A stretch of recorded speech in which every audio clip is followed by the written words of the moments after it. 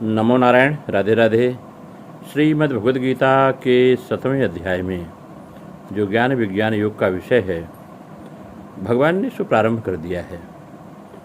श्री भगवान ने 6ठे अध्याय के जो 46वां श्लोक में योगी की महिमा कही है और 47वें श्लोक में कहा है कि योगियों में भी जो मुझ में श्रद्धा प्रेम करते हैं, मेरा भजन करते हैं, वे भक्त सर्वश्रेष्ठ हैं।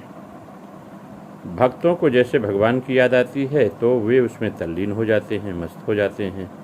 ऐसे ही भगवान के सामने भक्तों का विशेष प्रसंग आता है तो भगवान उसमें मस्त हो जाते हैं। इसी मस्ती में सरोवर होते हुए भगवान अर्जुन के बिना पूछे ही 7वें अध्याय का विषय अपनी तरफ से प्रारंभ कर देते हैं। तो 7वें अध्याय के पहले श्लोक में भगवान अर्जुन से कहते हैं कि हे अर्जुन, श्री भगवानुवाच मय्यासक्तमना पार्थ योगं युञ्जन्मदाश्रयः असंशयं समग्रं मा यथा ज्ञास्यसि तत्शृणु। भगवान कहते हैं कि हे प्रथानंदन, मुझ में आसक्त मन वाला, मेरे आश्रित होकर योग का अभ्यास करता हुआ तू मेरे जिस समग्र रूप को निसंदेह जिस प्रकार जानेगा उसको उसी प्रकार सुन। मय्यासक्त मना का भाव यह है कि मेरे में ही जिसका मन आसक्त हो गया है, अर्थात अधिक स्नेह के कारण जिसका मन स्वाभाविक ही मेरे में लग गया है, मेरे में चिपक गया है मन, उसको मेरी याद करनी नहीं पड़ती, बल्कि स्वाभाविक मेरी याद आती है और विस्मृति कभी होती ही नहीं। ऐसा तू मेरे में मन वाला हो, जिसका उत्पत्ति विनाशील वस्तुओं का और शब्द स्पर्श रूप रसगंध का आकर्षण मिट गया है, जिसका इस लोक में शरीर के आराम आदर सत्कार और नाम की बड़ाई में तथा स्वर्गादि परलोक में भोगों में किंचन मात्र भी खिंचाव शक्ति या प्रियता नहीं है, बल्कि केवल मेरी तरफ ही खिंचाव है। ऐसे पुरुष का नाम मय्यासक्त मना कहा गया है।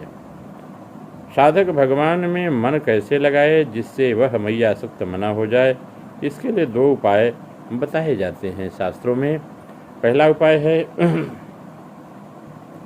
कि साधक जब सच्ची नियत से भगवान के लिए ही जप ध्यान करने बैठता है तब भगवान को अपना भजन मान लेता है। जैसे कोई धनी आदमी किसी नौकर से कह दे कि तू यहाँ बैठो, कोई काम होगा तो मैं तुम्हारे को बता देंगे। किसी दिन उस नौकर को मालिक ने कोई काम नहीं बताया, वह नौकर दिन भर खाली बैठा रहा और शाम को मालिक से कहता है, हे बाबू मेरे को पैसे दीजिए, मजदूरी दीजिए। मालिक कहता है, तूने तो सारे दिन बैठे रहे, पैसे किस बात के दें? वह नौकर कहता है, बाबूजी सारे दिन बैठा रहा इस बात के, इस पर जब एक मनुष्य के लिए बैठने वालों को भी पैसे मिलते हैं, तब जो केवल भगवान में मन लगाने के लिए सच्ची लगन से बैठता है, उसका बैठना क्या भगवान निरर्थक मानेंगे? इसका अर्थ यह हुआ कि जो भगवान में मन लगाने के लिए भगवान का आश्रय लेकर भगवान के ही भरोसे बैठता है, वह भगवान की कृपा से भगवान में मन वाला हो जाता है। दूसरा भाव यह है कि भगवान सब जगह हैं तो यहाँ भी हैं, क्योंकि अगर यहाँ नहीं है तो भगवान सब जगह हैं। यह कहना नहीं बनता भगवान सब समय में तो इस समय भी हैं, क्योंकि अगर इस समय नहीं है तो भगवान सब समय में हैं, यह कहना नहीं लगता अच्छा। भगवान सब में हैं तो मेरे में भी हैं, क्योंकि अगर मेरे में नहीं है तो भगवान सब में हैं, यह कहना नहीं अच्छा लगता। भगवान सबके हैं तो मेरे भी हैं, क्योंकि अगर मेरे नहीं है तो भगवान सबके हैं, यह कहना उचित नहीं है। इसलिए भगवान यहाँ हैं, अभी हैं, अपने में हैं और अपने हैं। देश काल वस्तु व्यक्ति परिस्थिति घटना और क्रिया उनसे रहित नहीं है, उनसे रहित होना संभव ही नहीं है।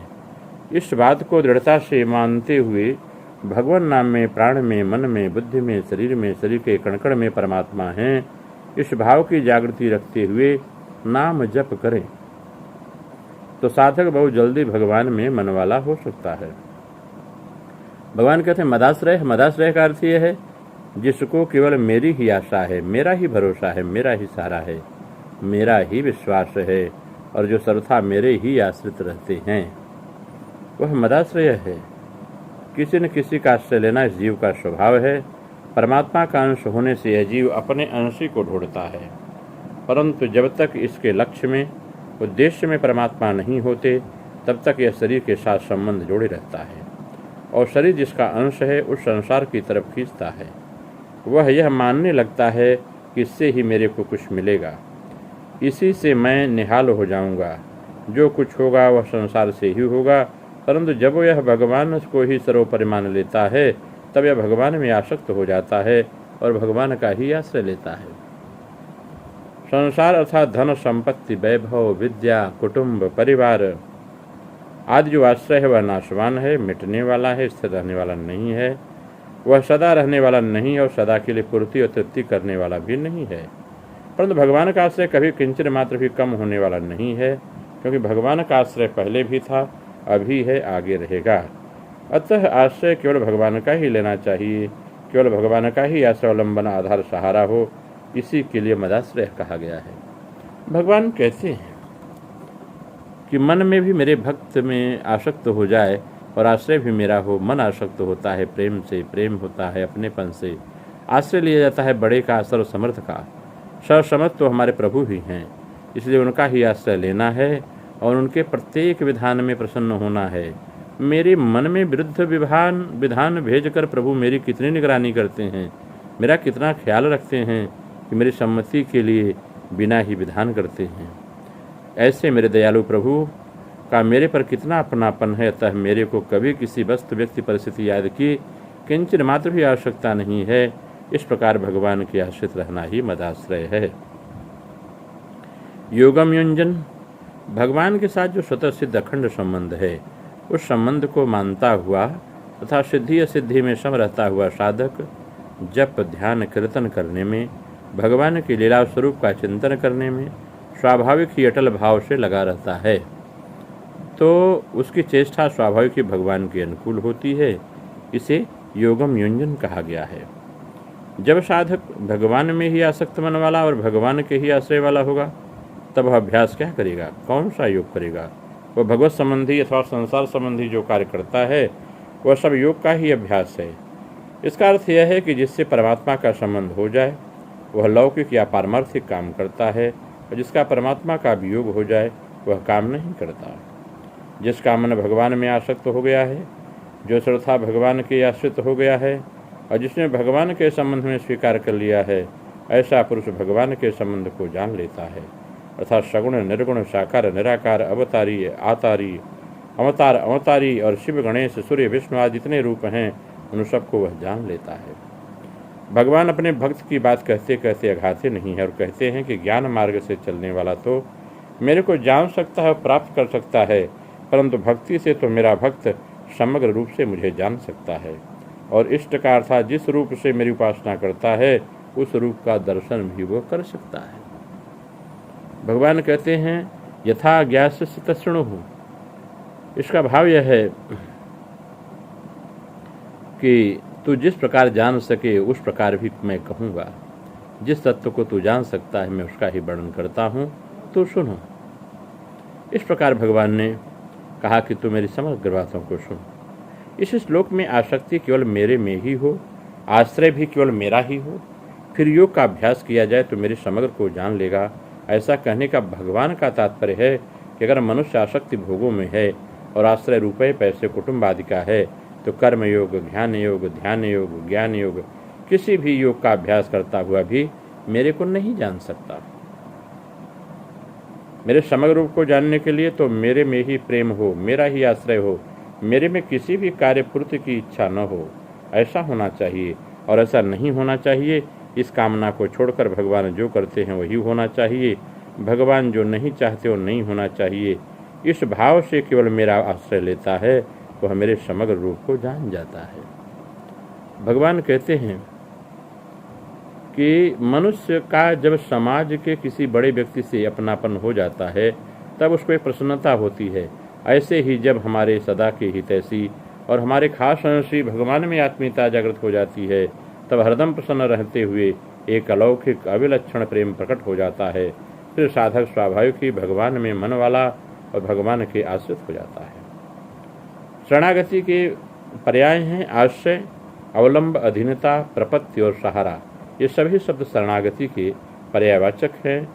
इनके अलग अलग अर्थ हैं। जैसे आश्रय का अर्थ है जैसे हम पृथ्वी के आधार के बिना जी नहीं सकते, उठना बैठना कुछ भी नहीं कर सकते। ऐसे ही प्रभु के आधार बिना हम जी नहीं सकते, कुछ कर नहीं सकते। जीना और कुछ भी करना प्रभु के आधार का ही होता है, इसी को हम आश्रय कहते हैं। अवलंबन जैसे किसी के हाथ की हड्डी टूटने पर डॉक्टर लोग उस पर पट्टी बांधकर उसको गले के सहारे लटका देते हैं, वैसे ही हाथ गले के अवलंबित हो जाता है। ऐसे ही संसार निराश और आश्रित होकर भगवान के गले पड़े रहने, भगवान को पकड़ लेने का नाम अवलंबन है।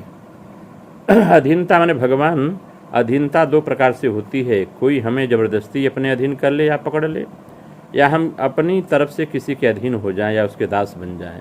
ऐसे ही अपना कुछ भी प्रयोजन न रखकर केवल भगवान को लेकर ही अनन्य भाव से सर्वथा भगवान का दास बन जाना और केवल भगवान को ही अपना स्वामी मान लेना अधीनता है।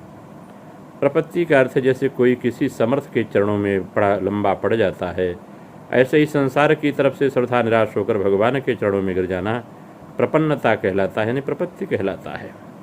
सहारा जैसे जल से डूबने वाले को किसी वृक्ष लता रस्सी का आधार मिल जाए, ऐसे ही संसार में बार बार जन्म मरण से डूबने के भय से भगवान का आधार ले लेना सहारा कह जाता है। इस प्रकार उपर्युक्त शब्दों से स्पष्ट होता है केवल शरणागति का भाव प्रकट होता है, और शरणागति तब होती है जब भगवान में ही आसक्ति हो और भगवान का ही आश्रय हो, अर्थात भगवान में ही मन लगे और भगवान में ही बुद्धि लगे। अगर मनुष्य मन बुद्धि सहित स्वयं भगवान के आश्रित हो जाए तो शरणागति के उपर्युक्त सब के सब भाव उसके आ जाते हैं। भगवान इस प्रकार से अगर हम इस श्लोक की क्रिया योग के रूप में व्याख्या करें तो बात और स्पष्ट होती है कि मनुष्य को जब साधनाभ्यास करना है तो क्रिया करनी पड़ेगी, परंतु आत्मा के आश्रय करके, अर्थात यह ध्यान रखना होगा कि उस समय मन का आश्रय गुरु प्रदत्त मंत्र के ऊपर ही रहे, मन अन्य विषयों में न भटक पाए। इससे शीघ्र ही क्रिया की परावस्था प्राप्त होती है। इस अवस्था को ही मदाश्रय कहते हैं। मन लगाकर क्रिया करने पर मन आत्मा में प्रविष्ट होकर आबद्ध हो जाता है। उस आत्मा मग्न या ध्यान निधिस्थ चित्त साधक के सामने समस्त विभूति बल ऐश्वर्य के साथ भगवान के स्वरूप की जिस प्रकार उपलब्धि होती है वही यहाँ बतलाते हैं। इस योग मग्न चित्त के सिवा निसंशय रूप से भगवान का स्वरूप अवगत करने का कोई उपाय नहीं है।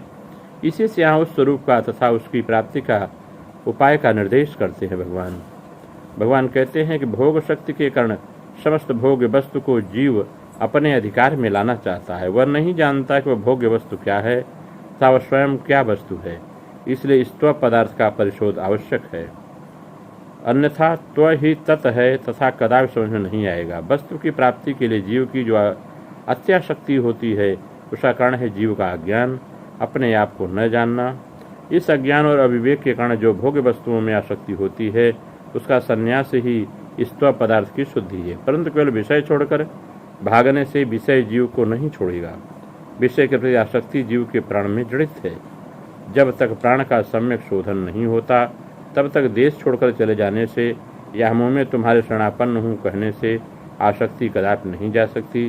पूर्व अध्याय के अंत में कहा गया है कि योगियों में जो मदगत चित्त से मुझको भजते हैं वही युक्ततम है। मुझको भजने की बात तो उन्होंने कही, पर मैं क्या है, यह मैं तत्व तथा उसके भजन के द्वारा जो मदगत चित्त होना पड़ता है, इन सारी रहस्य की बात हम आगे कहेंगे। आगे भगवान इसकी चर्चा करते हैं। नमो नारायण। राधे राधे। आप सबका मंगल हो।